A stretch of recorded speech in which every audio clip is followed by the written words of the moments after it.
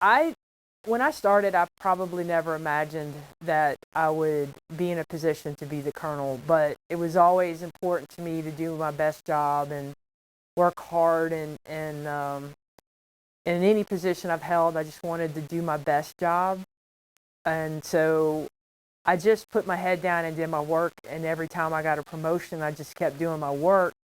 And when the opportunities came up, I was able to be successful in promoting because I kept my head down and did my work. So it's pretty exciting. It's a great uh, fulfillment of my career. I certainly never expected it, but I'm happy to be here now.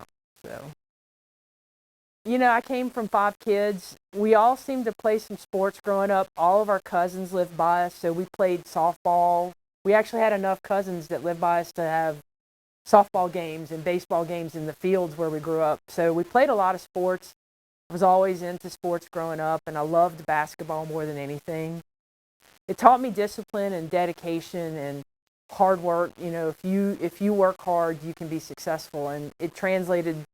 In high school, I was all state. I got a scholarship to Nicholls State University to play, and I got to play there. And uh, I think sports for law enforcement especially creates that mindset. If you're really good at sports and you're successful in those ways, those things translate into game warden work, self-discipline, independent thinking, team thinking also. But if you've worked hard to be a good athlete or a good sports person, you understand that self-discipline, and I think that translates into game warden work. I explored it, and once I dug into it, I was like, that's it. That's what I really want to do. I think that's the key for me right there. So I applied, and, it took me 2 tries to get through it. I'm not going to lie. But it was the most important decision I ever made in my life, and it was transformative for me. And the minute I got into it, I never looked back. I was like, this is an incredible, incredible profession. And I've loved it every day of my life. The biggest highlight for me was when I was able to take over the recreational boating safety program, because that was a direct impact on saving lives.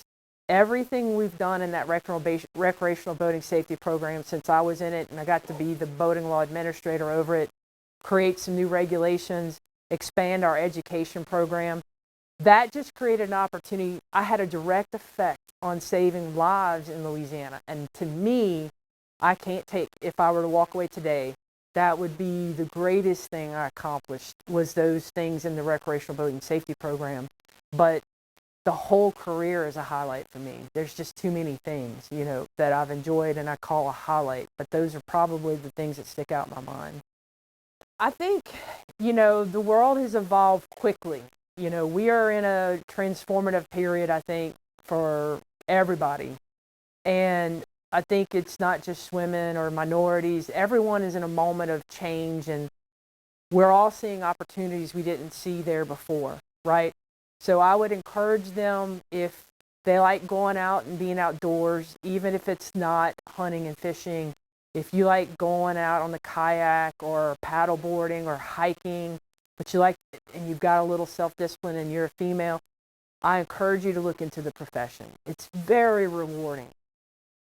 There's so many fun things and exciting things that they can do in this job that they're capable of doing.